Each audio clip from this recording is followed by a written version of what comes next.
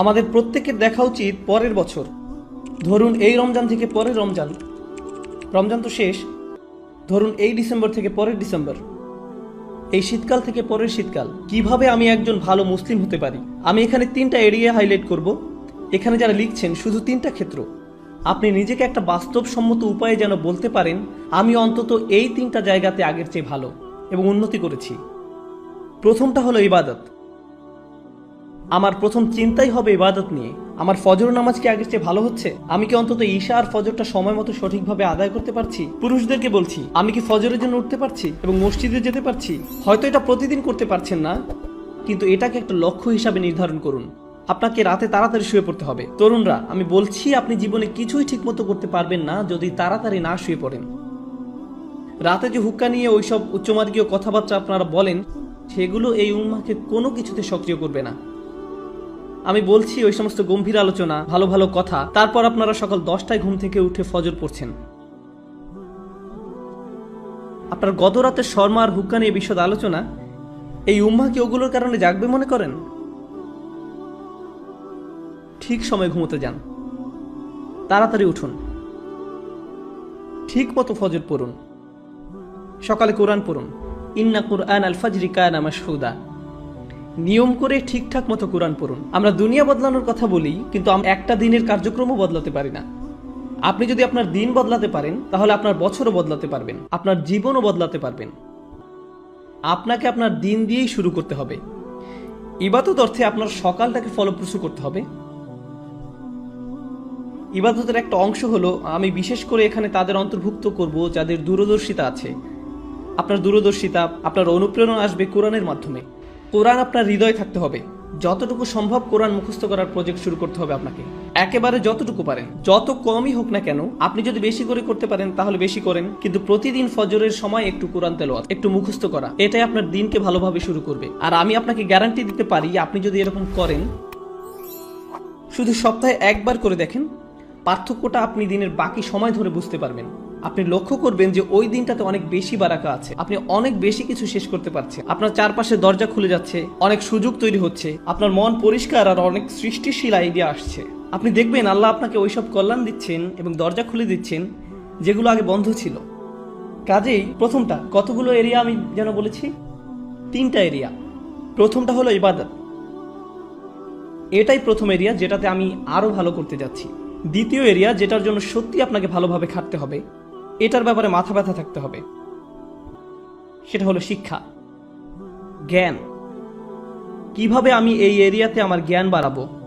আমি জ্ঞানকে ইবাদত থেকে আলাদা করে দেখি, কারণ কিছু কিছু মানুষ জ্ঞান অর্জনের উপর এত বেশি ফোকাস করে যে তাদের ইবাদতের অবস্থা হয় খুবই শোচনীয়। তারা ইবাদত করে না, তাদের ধারণা তাদের জ্ঞান ইবাদতের শূন্যস্থান পূরণ করে দিবে। তারা অনেক তাফসির পড়ে, অনেক তাজউইদ জানে, কিন্তু তারা এমনকি তাদের সালাতেও কোনো মনোযোগই দেয় না। তাহলে সেই জ্ঞান আছে কিসের জন্য? আমি অগ্রাধিকার ভিত্তিতে এগুলো উল্লেখ করেছি। প্রথমটা ইবাদত, দ্বিতীয়টা জ্ঞান। আমি বলছি না যে আপনারা আলেম হন এবং শরীয়তের উপরে ডিগ্রি নিন। যারা করছেন তাদেরকে অভিনন্দন জানাই। আমি এখানে সবার কথা বলছি। এখানে সবাই মুফতি বা আলেম নাও হতে পারেন, কিন্তু আপনাকে শিক্ষিত মুসলিম হতে হবে। আপনার ইসলামের উপর অন্তত প্রাথমিক পর্যায়ের বিদ্যা থাকতে হবে। আমি এখানে সবার কথা বলছি। তাই আপনার জন্য আমার পরামর্শ হলো, বছরের শেষ বা আগামী বছরের মধ্যে আপনি কিছু অন্তত পড়েন। আপনি সিরাহ পড়ুন, নবী মুহাম্মদ সাল্লাল্লাহু আলাইহি সাল্লামের জীবনী একবার।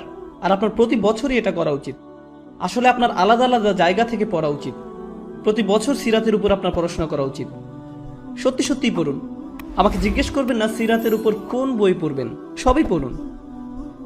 একবার এক একটা পড়ুন। একটা নিয়ে পড়া শুরু করুন 1 বছর, তারপর আরেকটা সিরাত নিন পরের বছর, আবার আরেকটা সিরাত নিন পরের বছর, আবার আরেকটা। কারণ এটা হলো ওই মানুষটার জীবনী যা আমাদের জীবনের দর্শন, আমাদের অনুপ্রেরণা। আর আপনার প্রতি বছরই এটা করা উচিত। আপনাকে এগুলো বারবার পড়তে হবে। এটা আপনার শিক্ষার অংশ। এটা আপনাকে চিন্তা ভাবনা করার এবং সেটা আপনার জীবনে প্রতিফলিত করার সুযোগ করে দিবে, দরজা খুলে দিবে। সিরাত পড়লে এর মধ্যেই পাবেন কিছু সহজলভ্য এবং অসাধারণ রিসোর্স। আমার মনে হয় না এগুলো খুঁজে পেতে আপনার কষ্ট হবে ইনশাআল্লাহ। একই সাথে আপনার কিছু বাস্তবিক অর্জন থাকতে হবে। একই বছর আপনাকে প্রকৃত অর্থেই কোরআন থেকে কিছু অর্জন করতে হবে। আমি এখনো জ্ঞানের এরিয়ার ভিতরে আছি।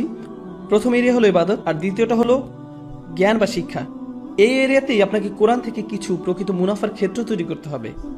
ধরুন এই বছর আপনি ঠিক করলেন আপনি সূরা কাহফ মুখস্থ করবেন, কাজে এটা একটা লক্ষ্য স্থির করুন। এই বছর আমি সূরা কাহফ মুখস্থ করব। তার মানে হলো আমি এই সূরা মুখস্থ করব, এর অনুবাদ পড়ব, এর তাফসীর পড়ব, এটা শব্দগুলোর অর্থ বুঝব, সূরা কাহফের উপর লেকচারগুলো, প্রবন্ধ, পেপার যাই পাওয়া যায় তার সবই নিব, সবই শেষ করব। আমার জন্য এটাই সূরা কাহফের বছর। পরের বছর হতে পারে সূরা আর রহমানের বছর, তার পরের বছর সূরা বাকারার বছর, কয়েকটা সূরা হতে পারে একই বছরে, কিন্তু প্রতি বছরই আপনি কোরআনের মধ্যে থেকে কিছু না কিছু লাভ করুন, এটা বাস্তব। এটা বলবেন না আমি কোরআন পড়েছি, এটা করবেন না। যে কোনো একটা প্যাসেজ নিয়ে পড়া শুরু করলেন, একটা সূরা বা কয়েকটা সূরা নিন, সেগুলোতে ফোকাস করুন। মুসলিম যুবকদের জন্য আমার সবচেয়ে বড় সমালোচনা হলো যে তারা ফোকাস করে না, একটা বিষয়ের উপর ফোকাস করেন। এটা ভালোভাবে বুঝেন, পরে যখন আপনি দেখবেন আপনি বলবেন আলহামদুলিল্লাহ এই বছর আমি আরো একটা সূরা মুখস্থ করেছি, আরো 2টা সূরা মুখস্থ করেছি, আরো 3টা সূরা মুখস্থ করেছি। আর যখন আপনি কোনো একটা সূরা পড়েন শুধু এটার অর্থ মুখস্থ করবেন না। কোনো ছাত্র আমাকে এসে জিজ্ঞেস করে আপনার ধারণা কোনটা বেশি গুরুত্বপূর্ণ, কোরআন বোঝা নাকি মুখস্থ করা? আমি বলি কিভাবে আপনি ভাবেন যে এই দুটো আলাদা? কেন এরকম মনে করেন? আপনি জানেন কেন আমরা কোরআন মুখস্থ করি? যেন আমরা বারবার সেটা বলি। আর যখন আপনি কিছু বারবার বলতে থাকেন তখন সেটা নিয়ে আরো বেশি চিন্তা করার এবং সেটা আপনার কাজে প্রতিফলিত করার ব্যবস্থা করে দেন আল্লাহ। যখন আপনি কোনো কিছু 10 বার বলতে থাকেন তখন আপনি এমন কিছু লক্ষ্য করেন যা আপনি 9 বার বলার সময় করেননি। আল্লাহ আরো অনেক দরজা খুলে দেন। আল্লাহে কোরআনের জন্য এটা খুবই সত্য। যত বেশি আপনি পড়বেন তত বেশি বুঝবেন, আর যত কম পড়বেন তত কম বুঝবেন। এটা অন্য কোনো বইয়ের মতো না। কোরআন বোঝার ভিত্তি হলো কোরআন মুখস্থ করা। আল্লাহ আরো অনেক দরজা খুলে দেন। আল্লাহে কোরআনের জন্য এটা খুবই সত্য। কাজে যে সূরা আপনি পড়তে ও বুঝতে চাচ্ছেন ভালো হয় সেটা মুখস্থ করে ফেললে। এই দুটো সবার আগে। তো আমি সিরাত নিয়ে বললাম আর কোরআন নিয়ে বললাম। এবার ইলেকটিভ বা নির্বাচক, ধরেন এটা আপনাদের জন্য এই বছরের ইসলামিক সেমিস্টার। এই সেমিস্টারে ঐচ্ছিক কাজে যুক্ত করেন। অন্তত 3 থেকে 4টা দোয়া আপনি পড়লেন, মুখস্থ করলেন, আর সেগুলো আপনার দিনের একটা অংশ হয়ে গেল। নবী সাল্লাল্লাহু আলাইহি সাল্লামের কিছু দোয়া মুখস্থ করা, এটা এক সময় আপনার দিনেরই অংশ হয়ে যাবে। এখন আমি জ্ঞানের সাথে সেটার চর্চাও সংযুক্ত করেছি। এ ধরনের জিনিসগুলো আপনি যুক্ত করে নিতে পারেন। আসলে এই 3টা এরিয়া যে আমি বলছি, আমি অন্যগুলো কিন্তু উল্লেখও করিনি। আমি জানি ফিকহ, আকীদা, তাফসীর এগুলোও জ্ঞানের অংশ, কিন্তু আমি শুধু 3টা এরিয়ার কথা বলেছি ইচ্ছা করেই, কারণ এই 3টা জিনিসই সরাসরি আপনাকে ভালো মুসলিম করে তুলবে। সাথে সাথে এগুলোর একটা কার্যকরী প্রভাব আপনার উপর পড়বে। আপনার সালাত আগের চেয়ে আরো বেশি ভালো হবে, কারণ আপনি যে কোরআন পড়ছেন সেটা আপনি এখন বুঝেন। নবী সাল্লাল্লাহু আলাইহি সাল্লামের জন্য আপনার ভালোবাসা বাড়ছে, কারণ আপনি তার জীবনী প্রতি বছর পড়ছেন। কাজে যতবার আপনি সালাওয়াত পড়বেন এটা আরো আন্তরিক হবে। এই সালাওয়াত আপনি আরো গভীরভাবে অনুভব করবেন। দুয়ার জ্ঞান আপনাকে আল্লাহর আরো কাছে নিয়ে আসছে, কারণ এখন আপনি জানেন আপনি তার কাছে কি চাচ্ছেন।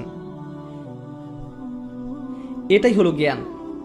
তো প্রথমটা ছিল ইবাদত আর দ্বিতীয়টা হলো জ্ঞান। আশা করি আপনারা দেখেছেন কিভাবে আমি এই দুটোকে একীভূত করলাম। যদিও আমি প্রত্যেকটাকে আলাদা রেখেছি, একটা অন্যটাকে সাহায্য করেছে। আপনার জ্ঞান যদি আপনার ইবাদতকে সাহায্য না করে, আমি জানি না সেটা আসলে সত্যিকারের জ্ঞান কিনা। আমি জানি না দিনের ব্যাপারে এটা আসলে সত্যিকারের জ্ঞান কিনা। এরপর আছে তৃতীয় এরিয়া, এটা হলো সার্ভিস বা সেবা।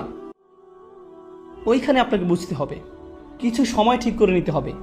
সপ্তাহে 1 দিন, হয়তো সাপ্তাহিক ছুটির দিন, কিংবা মাসে 1 বার আপনাকে কিছু সেবামূলক কাজ করতে হবে।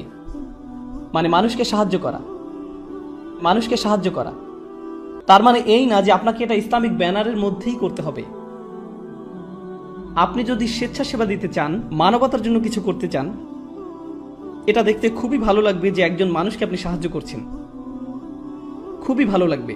আমাদের সবকিছু নিজেদের ব্যানারেই করতে হবে এমন কোনো কথা নেই। মহৎ উদ্দেশ্যেই ভালো কাজই, সেটা খ্রিস্টানরাই করুক, ইহুদিরাই করুক, আর গেটস ফাউন্ডেশনই করুক, সেটা কোনো ব্যাপার না। যদি উদ্দেশ্য ভালো থাকে আপনি সেটাই অংশ নিতে পারেন। আসলে ব্যক্তিগতভাবে আমি মুসলিমদেরকে পরামর্শ দেই সেসব ভালো কাজে অংশ নিতে যেগুলো অমুসলিমদের দ্বারা পরিচালিত হয়, যেন তারা দেখে যে মুসলিমরাও এসব ব্যাপারে কেয়ার করে এবং এর মাধ্যমে তারাও সুযোগ পাবে ইসলামের ব্যাপারে প্রশ্ন করতে। এটা তাদের একটা সুযোগ দেয়। কাজে স্বেচ্ছাসেবা দিন, সাহায্য করুন, এমন কিছুর অংশ হন যেটা আপনার মনপ্রাণে ভালো লাগে। শুধু আপনার জন্যই সেটা করুন, প্রচার করে বেড়াবেন না, এটা নিয়ে টুইট করবেন না আজকে স্বেচ্ছাসেবা দিয়ে আসলাম, খুবই ভালো লাগছে, আলহামদুলিল্লাহ, বড়াই করছি না। এরকম করবেন না, শুধু আপনার জন্যই করুন। এটা আপনাকে একজন ভালো মানুষ করবে, একজন ভালো ব্যক্তিতে পরিণত হবেন আপনি।